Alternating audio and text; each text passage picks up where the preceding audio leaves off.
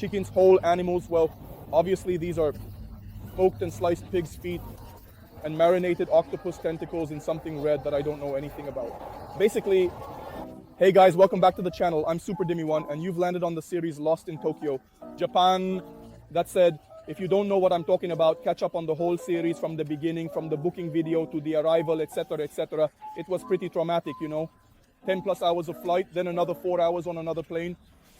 But hey, I won't spoil anything for you. Just make sure to catch up from the beginning. Please subscribe and turn on the notification bell so you don't miss the upcoming videos. That said, you should know that every day when I start the adventure, I have breakfast and I take you with me somewhere. Almost always Starbucks, and I almost always get a matcha latte because one, it's really good. It has nothing to do with what they do in Italy, and two, because Japanese people have a savory breakfast, so they don't have sweet breakfast, which isn't a problem for me, but also eating fermented beans first thing in the morning. Lately, I haven't really been feeling it. Today's little program is really interesting, full of unique things and interesting items.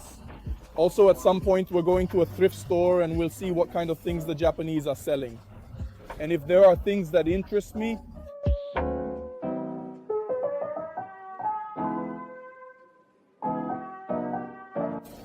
guys, if you truly want something dried, I don't think there's a better place than this absolutely incredible little shop down under the bridge.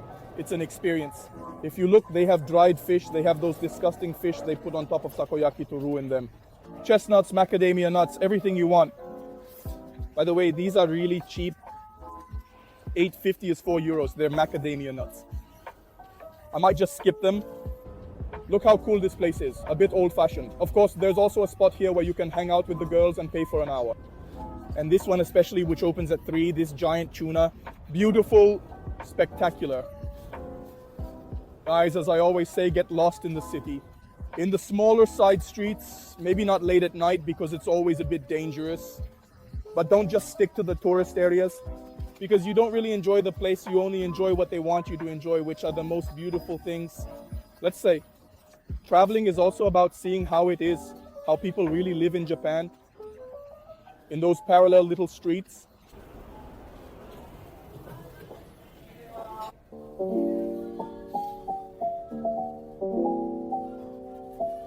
And nothing, guys, I got all green stuff again, and this time they really did a great job with the match. Nice, creamy, just how I like it, of course. We'll have a hint of another match inside. How much do you envy me? Now, on a scale from 1 to 10, I give it a 0. Because I remind you that to be here eating a green dumpling, I spent over €2,000. At least let me enjoy it in peace so I don't think about the debts.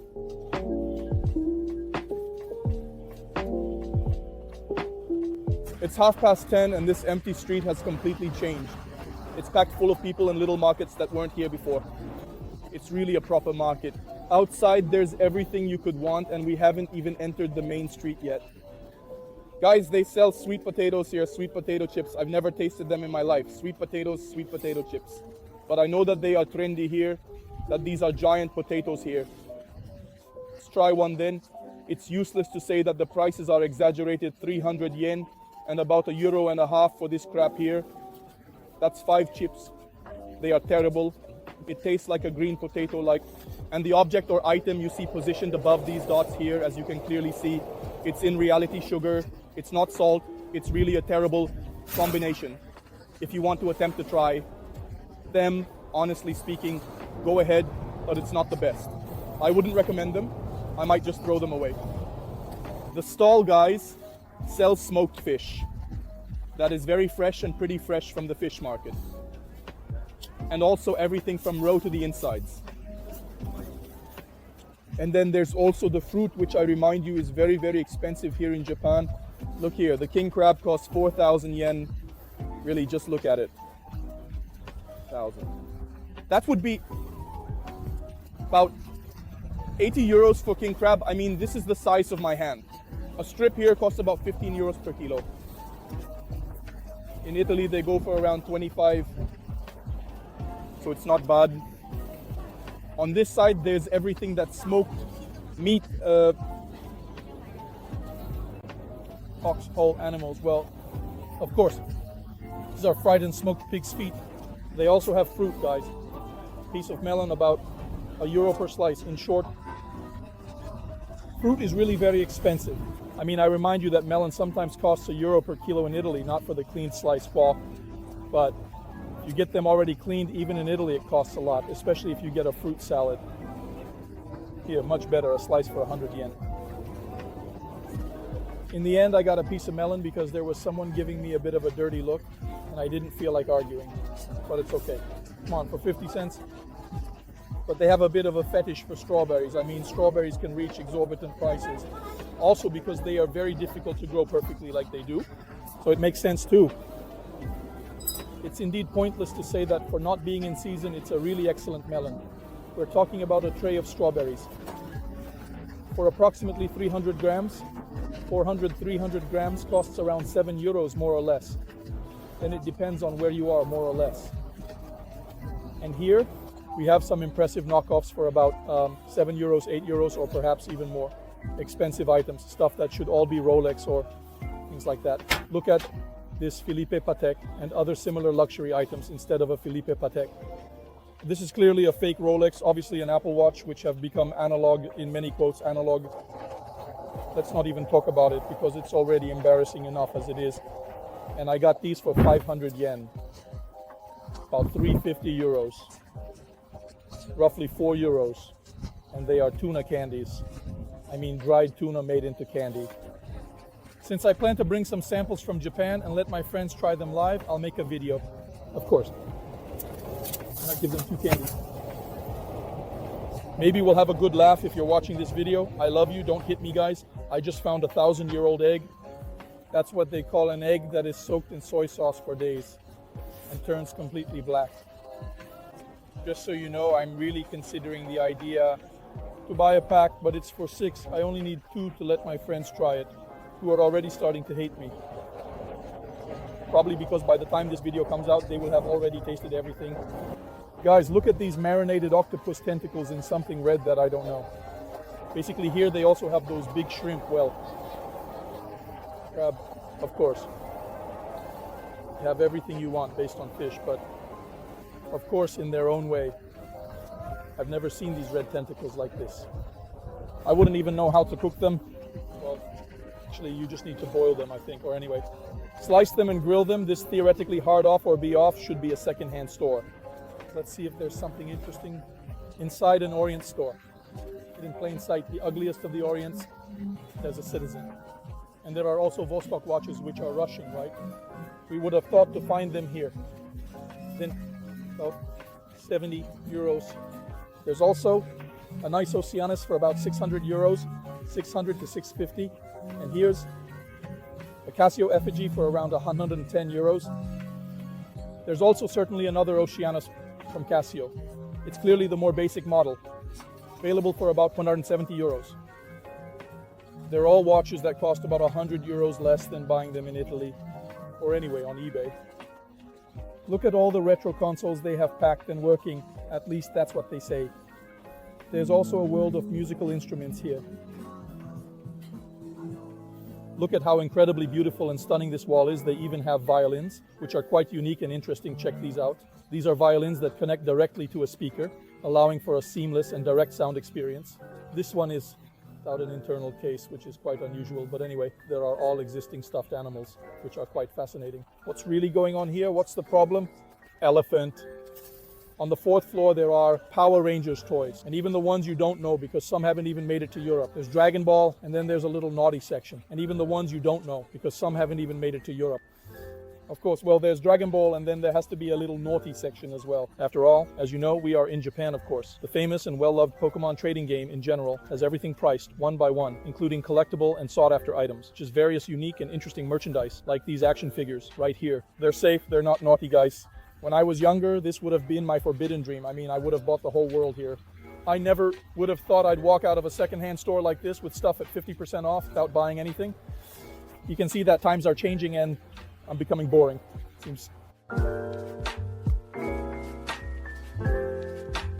And if you look closely among these super crowded streets, you'll actually find there aren't that many people because it's a weekday. Here there's also a temple, a small fortune temple. Of course you bow when you arrive, very nice, it's characteristic. Look at this dog, dragon dog. And they work like all the Buddhist temples of fortune you've seen in previous episodes, so go and catch up. Absolutely. Just look how absolutely beautiful, guys. Here there really is a world of really strange things, sweets and strange things to try. There really is a shape for everything. Unbelievable. Oh well. Forget about this. It breaks me. Guys, these look like weird candies, huh? Incredible. Amazing. It's all dried fish, guys. I found a huge tasting kit of dried stuff.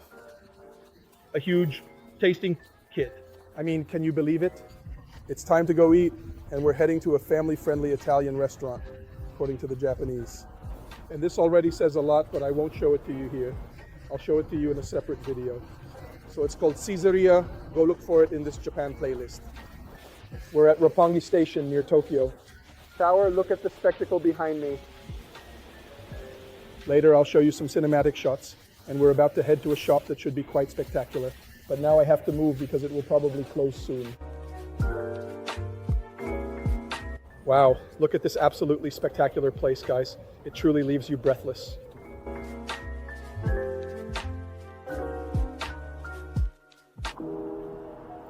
And there it is, emerging from the branches, a huge and magnificent Tokyo Tower.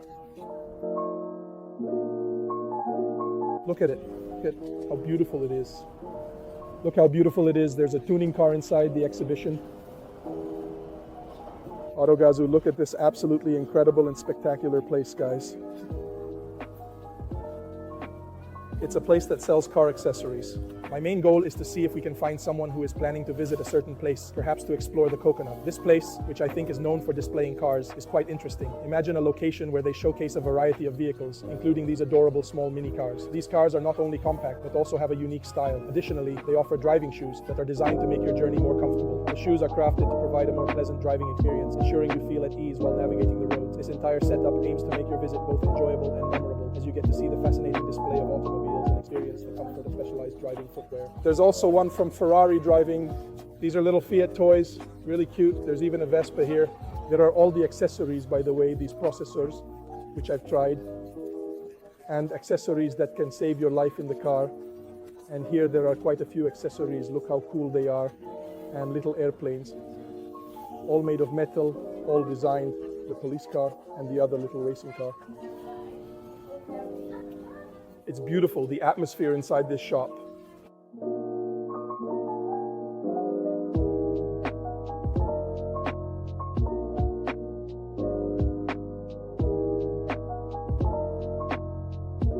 And here, hidden down low, there was also this spectacular motorcycle. Guys, where am I taking you?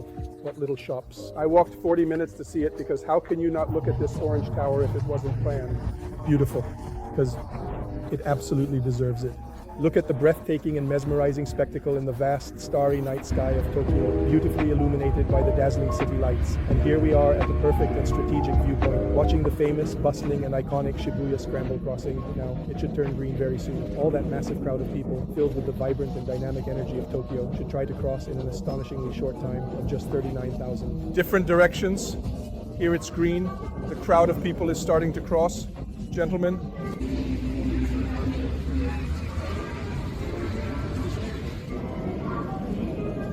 Hey, what's up? What a mess.